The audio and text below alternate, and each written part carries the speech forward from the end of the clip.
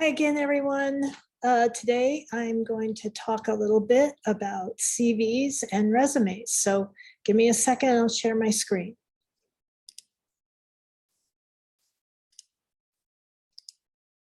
All right, so here we go. Yeah, here's my opening cartoon today. All right, so a lot of us ask, what the heck? What is the difference between a CV or a resume? So just quickly and briefly, a CV is really more of a kind of a real life living document that documents an up-to-date list of all your accomplishments in academia or as an artist. So your exhibitions, your awards are important. So the reason that you would use a CV over a resume is if you're applying for, say, you're proposing to get an award, some kind of grant, probably graduate school, you would use your CV. This is something that's going to list every exhibition you've ever had, all the levels of education that you have. And so it's a little bit different than a resume, which is really used when you're out there just trying to get a job, a typical job that you would get outside of academia. So this is a experience list. It can list your job experience, but also your skills. And to that, we're going to speak about a few different kinds of resumes that will help you if you're a little light on the employment experience. So the two things differ too, because a CV can be just as long as it takes to list everything. I think right now my CV is up to like 10 to 12 pages. I don't know. And my resume is, you want to try and do it in 1 page, 2 at the most. So this is something that lists the most relevant experience for that job you're going after. All right, let's go forward. So on a CV, you are going to include your name and contact information. And again, as you know, you can download these presentations so that I don't need to read every single word on them and you don't need to take notes. These will all be available to you in both visual form and video form on Canvas.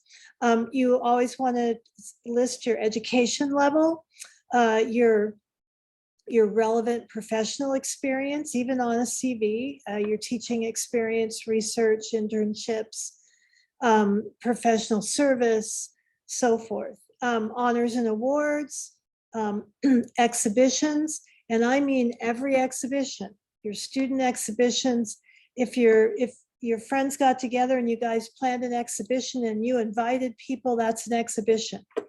Any publications, articles that have been written about you, or any links to a radio broadcast or a video broadcast, that would be great. Any collections that you're in.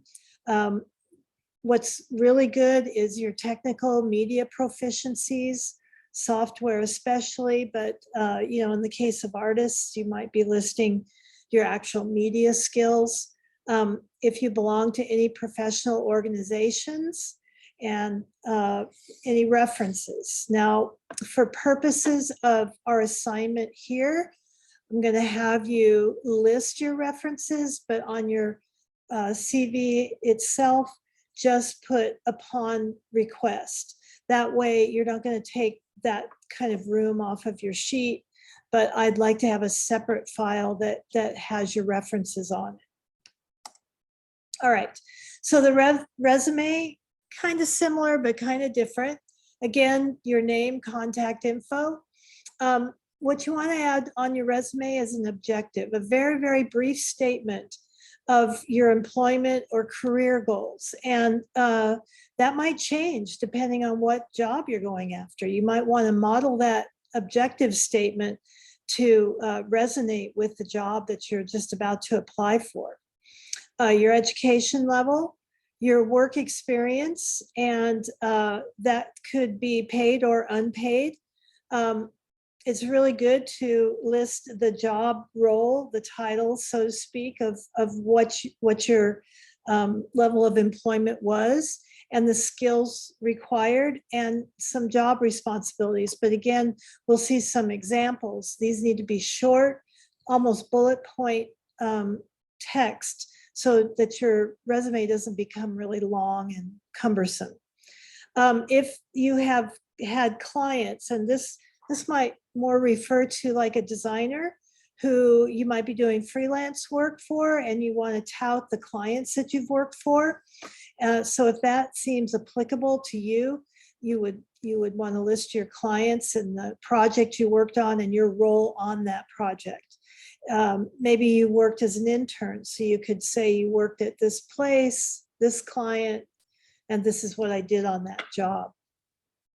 Honors and awards always are good.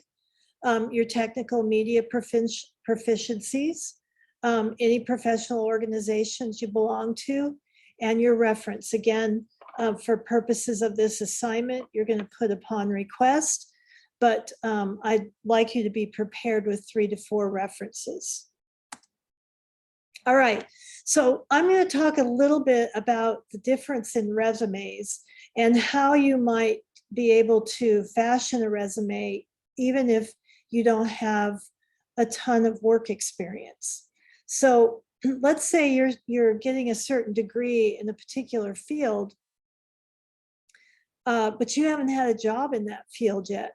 So what you can do is still include that concise statement of your career goals and model it to the company or the studio or whatever place you're applying, your education level. But then you can also list the related courses that you've completed, not your entire transcript, but those courses that most relate to the job that you might be interviewing for. And those skills that you've acquired through that study. So in the courses, you could briefly say just an overview of what that course covered.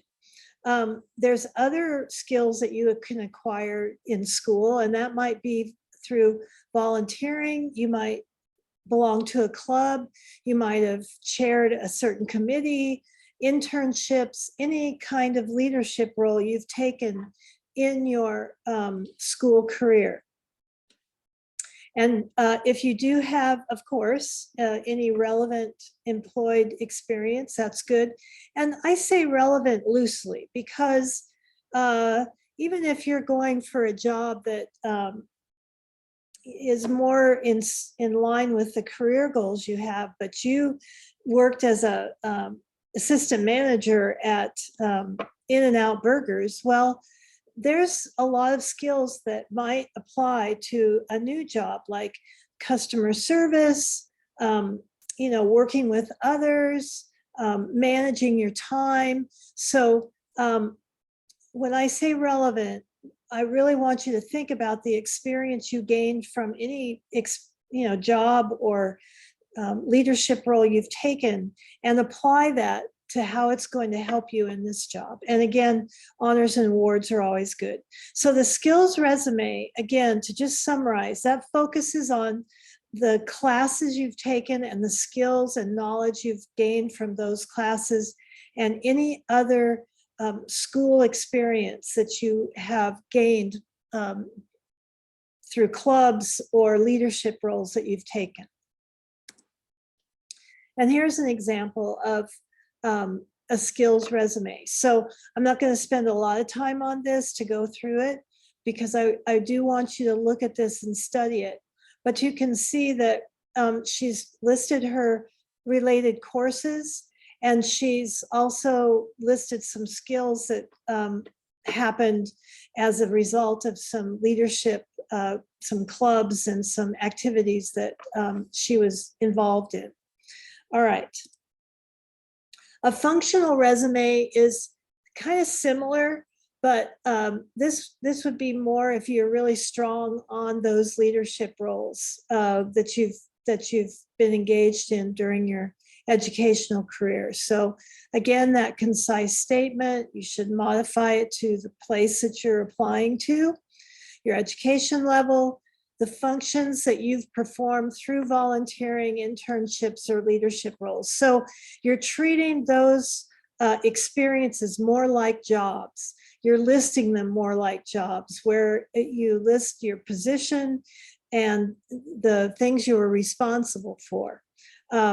This kind of resume has a big emphasis on leadership and activities. If you have employed experience that seems right, then you can also, of course, include that, and honors and awards. So here is a sample of that. And just again, there's no courses listed, but this person has quite a bit of experience in this foundation that he volunteered for. So he's telling, all this coordination that he did, and it shows that he did it 1 year as an assistant chair and the next year kind of as the president. Shows a little bit of progression there. So again, it also talks about these additional activities, but this functional skills resume is more about taking on leadership roles in a big way and being able to really treat those more like employment, like jobs, and talk about the skills you've gained from that.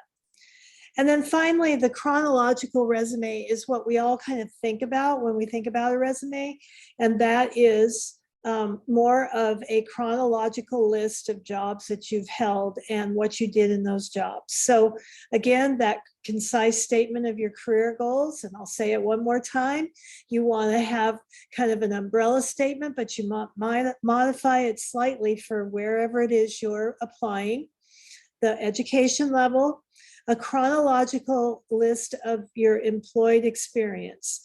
And you want to include the role you played, your position, if there was a title for your position, and whatever what your job duties and responsibilities were. And also always include any honors or awards that you might have. I want to say something about chronological. You always want to list the most recent experience first, and then go back in time from there. But at the top of your list should be the most recent. And here we are to a more, what we always think of as a resume, that's kind of just a review of the work experience you've had.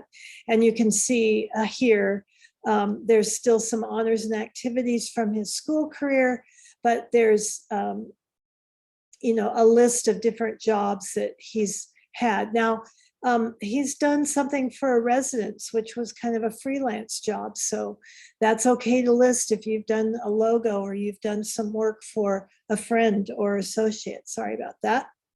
All right, so I'm going to move on here to some visual tips. Now, most of you know all this stuff, but I'm just assuming that you need a refresher. And if you don't, bear with me, but these are things that I take for granted as having been a graphic designer most of my life, but a lot of people don't. So here's what I want to talk about.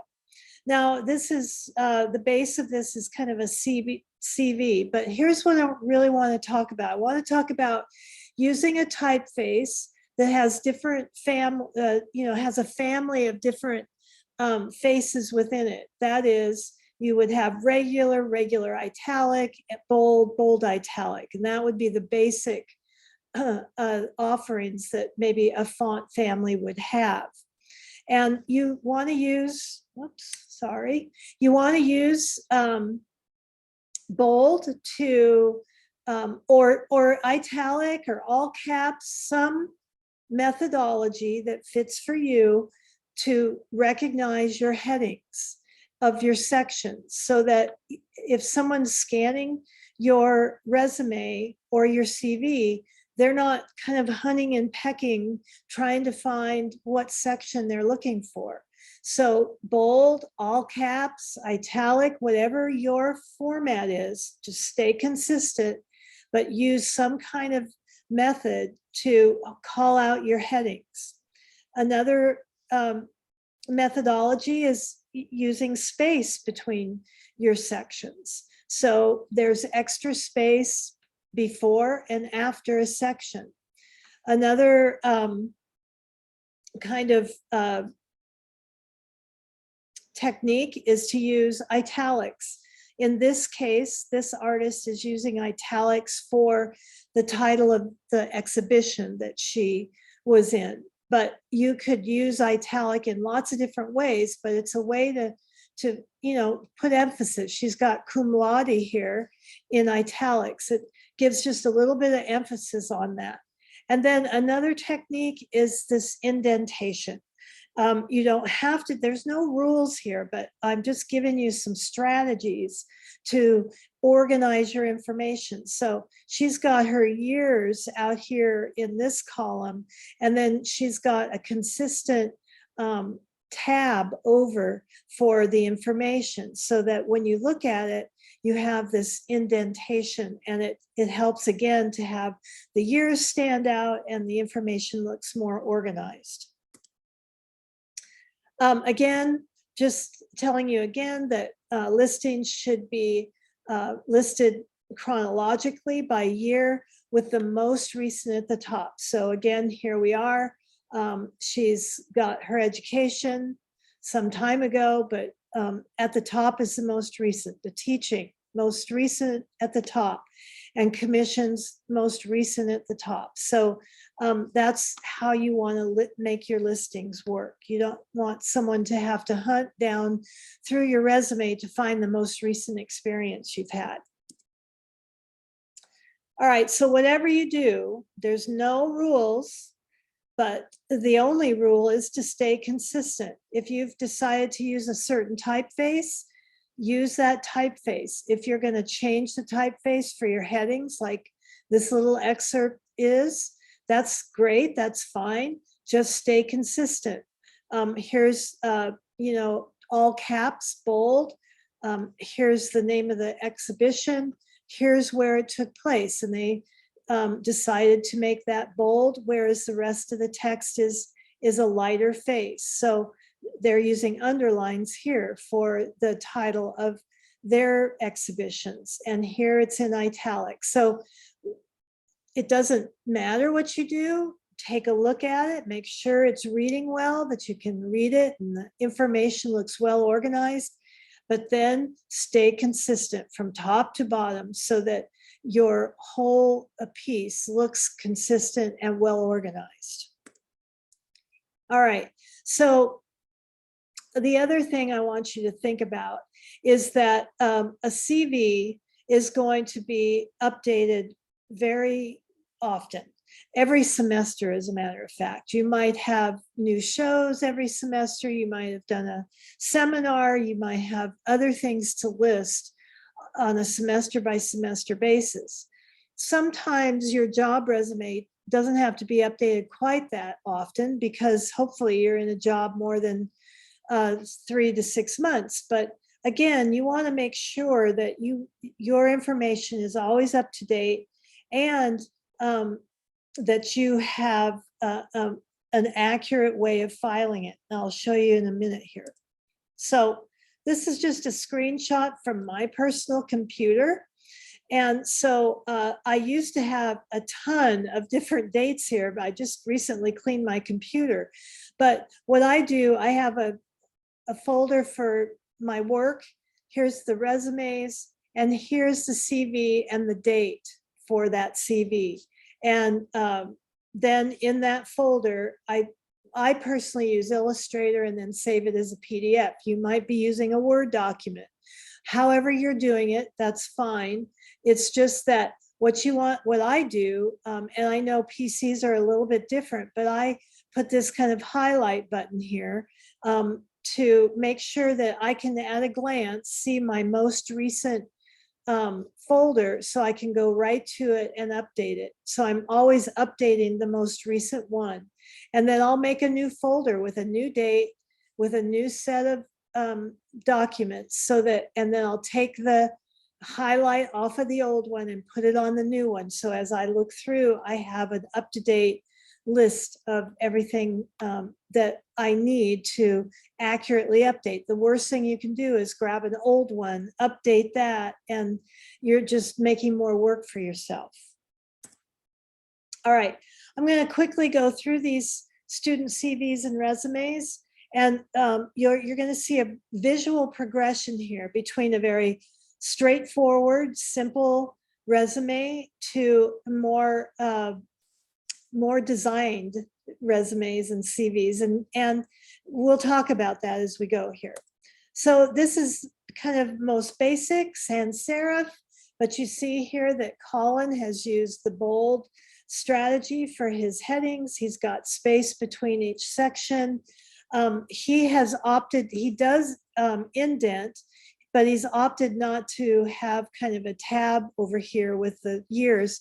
He's put it right here, which is perfectly fine. That's just fine. As long as it's consistent and it's easy to see and easy to find when you're the person that you're giving your resume to doesn't have to hunt and peck through everything. Here's another one, pretty straightforward, different typeface, a little bit different strategies of italic versus just regular bold. So these are her big sections. Here's each job. She's got her years over here as well. It's fine. It reads, you can follow it. It's clean, and everything is easy to see, and it's very consistent. All right, so now this person is putting just a little bit more visual character into her resume this is a CV by using these rules. It's maybe a nice way to delineate your sections. And again, she's got her most current show at the top, and very easy to see, very easy to follow. Here's someone who's actually used their letterhead. And by the way, that's what I'm asking you to do in this class. You now will have already designed your letterhead, and I'm asking that you put your CV on your letterhead so that your CV or your resume has a very distinctive flavor and look, depending on who you are and what you do. So this person is a graphic designer, and she's talked about her work experience, which in this case is really one job. So, whoops, sorry. She's got the job, the duties in that job. And then what she's done here is put a pretty healthy list of professional skills that she got from this job, but that she can bring to another job. And she's talking about her technical skills here by actually using the logos from Adobe and some additional computer skills. So pretty simple. It's one job, and you might think about how you're going to update and how you're going to add to. She may have to shorten, she may have to rethink how she's laid this out when she goes to update it. Here's another, this is an interesting one because it's actually kind of a hybrid. She's showing work experience, but she also has a list of shows. So it's almost like a CV/resume. And sometimes that's useful, depending on what kind of job you're going for. If you're going for a design job, it might be interesting to your potential employer that you've also, you have an art career as well. So she's got her work experience. She's talking about what she did. You know, she might have emboldened the name of the company, so that stands out a little bit more. That would be my suggestion here. But generally, it's very easy to follow the sections. She's put her technical skills over here, like, and has really designed this kind of margin, back-to-back margining. So just another way of thinking about it, another way of looking at it. All right, here is another designed letterhead with her resume on it. Again, this looks really clean, really nice, but just thinking about how it's going to continue on to the second page. Not that you can't do it, but it just requires you to think that through.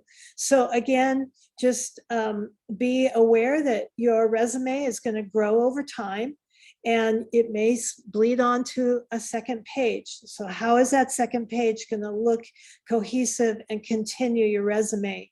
That's why I talked a little bit about that second page when you do your letterhead design. So again, it's not just the letterhead, but how your text is going to continue and keep flowing as you go from page to page.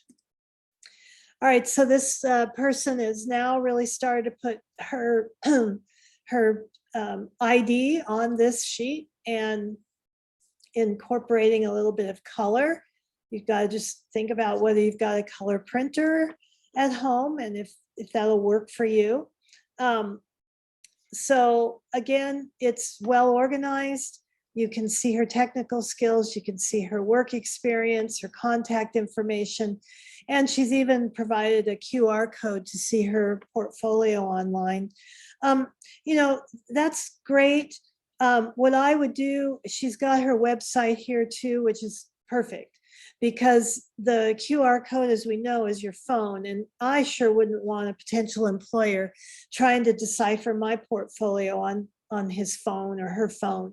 So I much prefer that they're at their desktop looking at those images large. So just a note and just something to think about, to think through what you're doing and what you're providing. And here is kind of this ultimately designed resume. I have mixed emotions about this. Everybody's different. Everybody has their own taste. But having been a graphic design man, you know, owned my own graphic design studio and saw lots of resumes come across my desk, if I saw this resume come across my desk, sure, I would notice it, but it might scare me a little bit because I might not care for this style. I might think it's a little too much. I think it's maybe a little too crowded.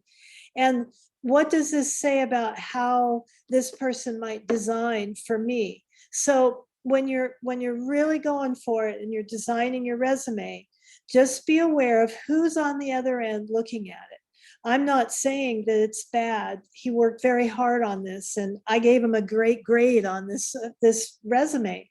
But I just want to point out that there's inherent issues when you over design something. I think something that's more timeless, a little more understated, but has that elegance of design is gonna serve you much better, because it's not giving away who you are quite yet as a designer. Let your portfolio speak for that.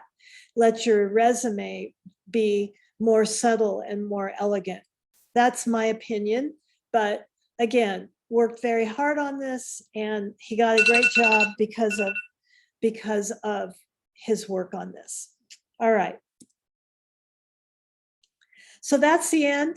Sorry, my alarm went off, but I'm not going to redo the whole presentation. So let me come back and say goodbye to you. And so you know that you have your visual presentation, but you have this video presentation in case you missed the class for any reason. So I'll see you the next time.